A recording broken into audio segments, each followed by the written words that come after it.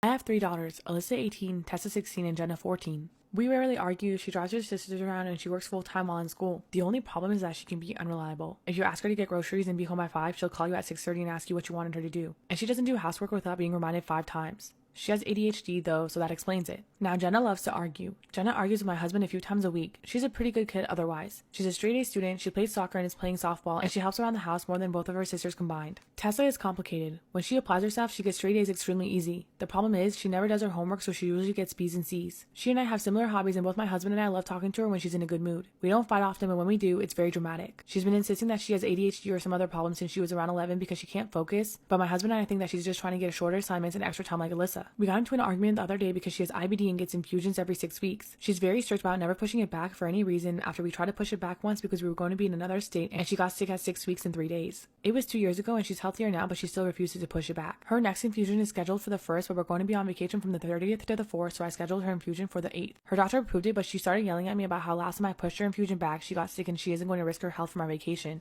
It became a very long and drawn out argument. When I picked her up from school, she put her headphones on so that she wouldn't have to talk to me, and then she locked herself in her room. She borrowed my laptop, so I looked in her backpack to see if she still had it. While I was looking, I saw passes from the school therapist. Tessa knows I don't want her talking to those therapists because people will find any reason to call CPS. Tessa admitted that she'd been seeing the therapist once a week for 2 years. She wouldn't look up at me from her coloring book and started crying and asked me to give it back because her therapist gave it to her for when she was having a bad day. I ended up shredding it and she hasn't left her room except for school and hasn't spoken since, so I wanted to know if I was the asshole. So, am I the asshole for shredding my daughter's coloring book?